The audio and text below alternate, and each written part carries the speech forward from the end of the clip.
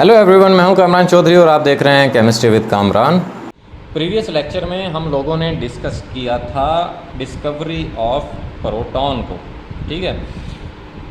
अब last lecture में हम लोगों ने डिस्कस किया था एक्सपेरिमेंट, ठीक है, जो कि ये डायग्राम आपको नज़र आ रही है। इस डायग्राम को यूज़ करते हुए 1886 में यूजिन गोल्डस्टीन ने एक एक्सपेरिमेंट परफॉर्म किया था। अब वो एक्सपेरिमेंट क्या था, थोड़ा सा मैं रिमाइंड करवा देता हूँ आपको। अब उसने किया क्या था, जैसे यहाँ पर आपको डायग्राम में एक ये डिस्चार्ज ट्यूब नज़र आ रही है ग्लास की, उसमें आपने दो इलेक्ट्रोड्स यूज़ किए हुए हैं, एक एनोड है और एक कैथोड है, ठीक है। अब यहाँ पर कैथोड को आप देख रहे हैं कि ये परफोरेटेड कैथोड है, ठीक है। परफोरेटेड का मतलब कि इसमें सुराख हुए हुए हैं, होल्स हुए हुए हैं, ठीक हो गया। अब उसने ये ऑब्ज़र्व किया था कि डिस्चार्ज ट्यूब में कैथोड रेज के अलावा और भी एक और तरह की रेज जनरेट हो रही होती हैं, रेज ट्रैवल कर रही होती हैं, जिनको फिर उसने कैनाल रेज या पॉजिटिव रेज या प्रोटॉन्स का नाम दिया था, ठीक है। और उनकी डायरेक्शन एनोड से कैथोड की तरफ होती है, या आप कह सकते हैं कि कैथोड रेज के ऑपोजिट डायरेक्शन में ट्रैवल करने वाली जो रेज हैं वो बेसिकली क्या होती हैं, पॉजिटिव रेज होती हैं या कैनाल रेज होती हैं, ठीक है। बहरहाल ये चीज़ें हमने प्रीवियस लेक्चर में बड़ी डिटेल से डिस्कस कर ली थी। आज के लेक्चर में ना हम इन पॉजिटिव रेज की प्रॉपर्टीज़ को डिस्कस करेंगे। अब जिन लोगों ने प्रीवियस लेक्चर नहीं देखा हुआ तो मैं यही रिकमेंड करूंगा कि आप लोग पहले प्रीवियस लेक्चर देख लें, फिर उसके बाद ये लेक्चर देखें, ताकि आपको बहुत अच्छे से समझ आ जाए। उसके लिए आप चैनल पर जाएंगे, प्लेलिस्ट मौजूद है आपकी क्लास 9 के chapter number 2 structure of atom की, वहाँ पर आपको तमाम के तमाम चैप्टर नंबर 2 के प्रीवियस लेक्चर्स मिल जाएंगे, ठीक है। सो एनी हाउ, ये डायग्राम थी आपकी अंडरस्टैंडिंग के लिए और आपको रिमाइंड करवाने के लिए प्रीवियस लेक्चर, ठीक है। आज हम लोग डिस्कस करते हैं प्रॉपर्टीज़ ऑफ कैनाल रेज या पॉजिटिव रेज या प्रोटॉन्स, ठीक है। अब इसमें जो सबसे पहली प्रॉपर्टी है वो क्या है कि these rays travel in straight lines in a direction opposite to the cathode rays. ये जो पॉजिटिव रेज हैं या ये जो कैनाल रेज हैं, ये बिल्कुल सीधी सीधी लाइंस में ट्रैवल करती हैं और कैथोड रेज की ऑपोजिट डायरेक्शन में। जैसे cathode rays from cathode to anode travel कर रही होती हैं, जैसे कि यहाँ पर आपको नज़र आ रहा है, ठीक है। ये नेगेटिवली चार्ज पार्टिकल्स आपको नज़र आ रहे हैं जो कि कैथोड से एनोड की तरफ ट्रैवल कर रहे हैं। बिल्कुल इनके ऑपोजिट डायरेक्शन में ये पॉजिटिव रेज या कैनाल रेज ट्रैवल कर रही होती हैं through perforated cathode. Perforated cathode में से पास हो रही होती हैं, ठीक है। फिर नेक्स्ट प्रॉपर्टी क्या है कि their deflection in electric field and magnetic field proved that these are positively charged, ठीक है। अब ये मैं डिस्कवरी ऑफ इलेक्ट्रॉन में आप लोगों को ये डायग्राम के साथ समझा चुका हूँ कि इलेक्ट्रिक फील्ड क्या मतलब इसका, कि आपने ना बेसिकली यहाँ पर दो प्लेट्स रख देनी है, ठीक है। एक प्लेट यहाँ पर रख देनी है, एक प्लेट यहाँ पर रख देनी है। एक प्लेट को बैटरी के पॉजिटिव टर्मिनल के साथ अटैच करोगे वो एनोड बन जाएगा, और दूसरी प्लेट को आप बैटरी के नेगेटिव टर्मिनल के साथ ज्वाइन करोगे वो कैथोड बन जाएगा, ठीक है।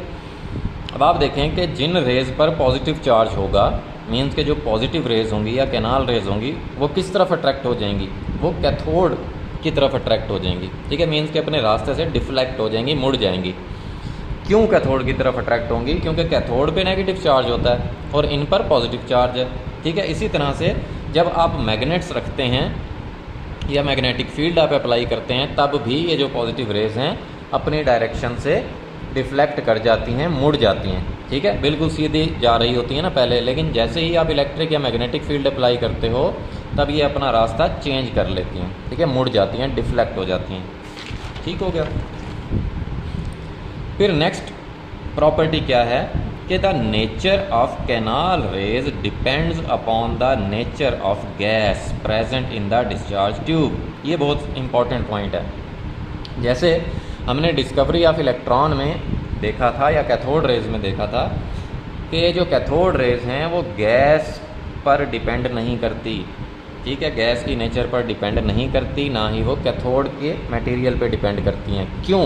क्योंकि बेसिकली कैथोड रेज जो होती हैं वो इलेक्ट्रॉन्स होते हैं। अब इलेक्ट्रॉन्स तो हर एटम के अंदर होते हैं और हर एटम में एक ही तरह के इलेक्ट्रॉन्स होते हैं, सेम चार्ज होता है उन पे और सेम उसका मैस होता है, ठीक है।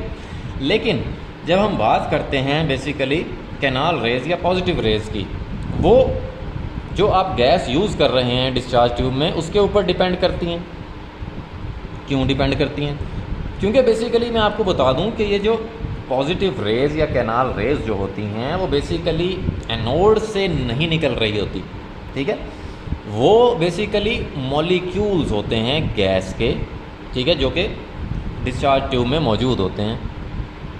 तो जब कैथोड रेज उन मॉलिक्यूल से टकराती हैं, उन मॉलिक्यूल्स के या उन गैसियस एटम्स के वैलेंस शेल से इलेक्ट्रॉन रिमूव कर देते हैं। जब कोई भी एलिमेंट के वैलेंस शेल से इलेक्ट्रॉन रिमूव होता है तो उस पर पॉजिटिव चार्ज आ जाता है। तो बेसिकली ये जो कैनाल रेज या पॉजिटिव रेज होते हैं ये पॉजिटिवली चार्ज्ड आयंस होते हैं, ठीक है। और आप डिफरेंट जब गैसेस यूज़ करेंगे तो ऑब्वियस सी बात है डिफरेंट गैसेस का मैस जो है वो डिफरेंट होता है, ठीक है। तो इनकी चार्ज टू मैस रेशो जो होती है वो क्या होगी? डिफरेंट होगी। तो इस वजह से ये जो कैनाल रेज हैं ये डिपेंड करती हैं कि आप डिस्चार्ज ट्यूब में कौन सी गैस यूज़ कर रहे हैं। फिर नेक्स्ट प्रॉपर्टी क्या है कि these raise do not originate from the anode. जैसा कि मैंने अभी आपको बताया कि ये वो रेज हैं जो कि एनोड से नहीं जनरेट हो रही होती, एनोड से नहीं पैदा हो रही होती। In fact, these rays are produced when the cathode rays or electron collide with the residual gas molecules present in the discharge tube. अब देखो यहाँ पर वो आपको यही बता रहा है कि बेसिकली रेजिडुअल गैस का क्या मतलब है। रेजिडुअल गैस का ये मतलब है, जैसे अगर आप इस डायग्राम में देखें, यहाँ पर आपको ना वैक्यूम पंप नज़र आ रहा है, ठीक है। अब इस वैक्यूम पंप के थ्रू हम लोग इस डिस्चार्ज ट्यूब के अंदर जो एयर का प्रेशर है वो कम कर देते हैं, मीन्स के इसके अंदर से एयर निकाल लेते हैं और इसका प्रेशर ऑलमोस्ट 10⁻⁴ ATM तक कर देते हैं, ठीक है। फिर जो थोड़ी बहुत गैस बच जाती है डिस्चार्ज ट्यूब में उसको हम लोग बोलते हैं रेजिडुअल गैस, ठीक है। रेजिड्यू का मतलब ऐसा मटेरियल होता है जो कि बच जाए, ठीक है, बच जाने वाला मटेरियल। तो यहाँ पर वो यही बात कर रहा है कि जो कैथोड रेज हैं या जो इलेक्ट्रॉन्स हैं वो इन गैस मॉलिक्यूल्स के साथ टकराते हैं और इन गैस मॉलिक्यूल्स के वैलेंस शेल के इलेक्ट्रॉन रिमूव करके इनको पॉजिटिवली चार्ज आयंस में कन्वर्ट कर देते हैं। जैसा कि यहाँ पर आपको नज़र आ रहा है कि देखें कोई भी एक मॉलिक्यूल है, इसके साथ एक इलेक्ट्रॉन टकराया। अब उस इलेक्ट्रॉन ने इस मॉलिक्यूल के जो वैलेंस शेल का एक इलेक्ट्रॉन था वो क्या किया? रिमूव कर दिया, ठीक है। तो दो इलेक्ट्रॉन, मीन्स कि ये एक अकेला था, इसने अपना जोड़ा बनाया एक और इलेक्ट्रॉन से, फिर ये दो हो गए और इसके अंदर से एक इलेक्ट्रॉन जब रिमूव हुआ तो इस पर पॉजिटिव चार्ज आ गया, ठीक है। तो ये पॉजिटिव आयंस बन गया। तो जो पॉजिटिव रेज या जो कैनाल रेज होती हैं ये बेसिकली इसी तरह के पॉजिटिवली चार्ज आयंस होते हैं जो कि बेसिकली कैथोड की तरफ ट्रैवल कर रहे होते हैं, ठीक हो गया। नेक्स्ट प्रॉपर्टी क्या है कि mass of these particles was found equal to that of a proton or simple multiple of it। अब ये जो पार्टिकल्स होते हैं ना, ये पॉजिटिवली चार्ज आयंस होते हैं, इनका मैस प्रोटॉन या उसके मल्टीपल के इक्वल होता है। मीन्स कि जितना मैस प्रोटॉन का होता है या तो उसके इक्वल होगा या फिर प्रोटॉन का 2 times 3 times 4 times and up to so on, इस तरह से होगा। और ये आप ऑलरेडी पढ़ चुके हैं कि the mass of A proton is 1840 times more than that of electron. एक प्रोटॉन का मैस जो होता है वो 1840 टाइम्स ज़्यादा होता है इलेक्ट्रॉन के मैस से, ठीक है। या एग्जैक्ट इसकी वैल्यू 1836 टाइम्स होती है, ठीक है। फिर इन प्रॉपर्टीज़ या इस एक्सपेरिमेंट से हमने जो फाइनल रिजल्ट्स कंक्लूड किए वो क्या है, वो हम यहाँ पर डिस्कस कर लेते हैं। हमें ये पता चला कि these rays are made up of positively charge particles. इन रेज पर पॉजिटिव चार्ज होता है और the mass and charge of these particles depends upon the nature of the gas in the discharge tube. इनका जो मैस होता है और इनका जो इन पर जो चार्ज होता है वो बेसिकली उस गैस पे डिपेंड करता है जो कि आप कैथोड रेज या डिस्चार्ज ट्यूब में या कैथोड रे ट्यूब में यूज़ कर रहे हैं, ठीक है। अब यहाँ पे क्वेश्चन आ जाता है कि कैनाल रेज बेसिकली डिपेंड क्यों करती हैं नेचर ऑफ द गैस पे, ठीक है। तो उसका मैंने यहाँ पे आंसर एक्सप्लेन किया हुआ है। उसमें आपने क्या लिखना है कि it is because the canal rays are composed of positive ionized ions found by ionization of gas present in the tube. कि बेसिकली जो पॉजिटिव रेज या कैनाल रेज होती हैं वो कैसे जनरेट होती हैं कि जब ट्यूब में मौजूद गैस आयोनाइज हो जाए, आयन में कन्वर्ट हो जाए। ठीक है। The charge to mass ratio for the particles of the ray was found to be different for different gases. अच्छा, अब हमने सपोज हम 3 एक्सपेरिमेंट करते हैं अलग अलग गैसेस को लेकर। ठीक है। तो जब हमने उसकी charge to mass ratio calculate की तो वो तीनों की क्या थी, डिफरेंट थी। चार्ज टू मैस रेशो यहाँ पर थोड़ा सा एक्सप्लेन कर देता हूँ कि चार्ज की वैल्यू को अगर आप उस गैस के मैस से डिवाइड करते हैं, ठीक है, या उस आयन के मैस से डिवाइड करते हैं, या उस गैसियस आयन के मास से डिवाइड करते हैं, तब जो आपके पास क्या आती है, charge to mass ratio value आती है। ठीक है। तो वो डिफरेंट गैसेस के लिए डिफरेंट थी। तो यहाँ से ये हमें पता चला कि बेसिकली ना जो पॉजिटिव रेज या कैनाल रेज होती हैं वो डिपेंड कर रही होती हैं nature of the gas which we are using in the discharge tube. ठीक है। फिर नेक्स्ट प्रॉपर्टी क्या है या नेक्स्ट रिजल्ट क्या है कि positive particles produced by A gas will be of the same type. अब देखें यहाँ पर बात हो रही है एक गैस की, कि अगर आपने डिस्चार्ज ट्यूब में सपोज एक गैस यूज़ की हुई है, यूज़ कर रहे हो आप, तो उससे जनरेट होने वाले जो आयंस होंगे या जो पॉजिटिवली चार्ज पार्टिकल्स होंगे वो सेम होंगे। ठीक है। इसमें कंफ्यूज नहीं होना।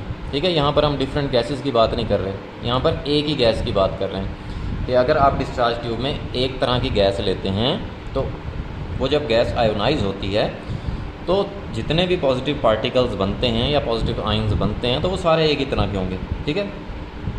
क्योंकि आप एक ही गैस यूज़ कर रहे हैं उसमें। नेक्स्ट रिजल्ट क्या है कि positive raise produced by the lightest gas hydrogen contain protons. अब यहाँ पर आप देखें कि अगर तो हम डिस्चार्ज ट्यूब में हाइड्रोजन गैस यूज़ कर रहे हैं। ठीक है। अब हाइड्रोजन, जैसे आपको पता है कि हाइड्रोजन का एटॉमिक नंबर भी 1 होता है, एटॉमिक मास भी 1 होता है। इसकी इलेक्ट्रॉनिक कन्फिग्रेशन 1s1 होती है, मीन्स के पहले शेल में एक इलेक्ट्रॉन होता है इसके। ठीक है। अगर इलेक्ट्रॉनिक कन्फिग्रेशन का कॉन्सेप्ट अभी तक किसी ने नहीं पढ़ा तो इसको भी आप स्किप कर दें, लेकिन आपको पहला चैप्टर पढ़कर इतना अंदाज़ा होगा कि एटॉमिक नंबर 1, मास नंबर 1, तो नंबर ऑफ़ प्रोटॉन्स इसमें 1 हो गए क्योंकि एटॉमिक नंबर 1 है इसका। एटॉमिक नंबर क्या होता है, नंबर ऑफ़ प्रोटॉन्स ही होते हैं बेसिकली। और जितने एक न्यूट्रल एटम के अंदर प्रोटॉन्स होते हैं उतने ही इलेक्ट्रॉन्स होते हैं। तो एक प्रोटॉन है तो एक ही इसके अंदर इलेक्ट्रॉन होगा। ठीक है। अब मास नंबर इसका क्या है, 1, और मास नंबर क्या होता है, number of protons plus number of neutrons. तो नंबर ऑफ़ न्यूट्रॉन्स इसमें कोई नहीं होता। ठीक है। क्योंकि 1 + 0 1 आएगा, जो कि एटॉमिक मास इसका 1 है। ठीक है।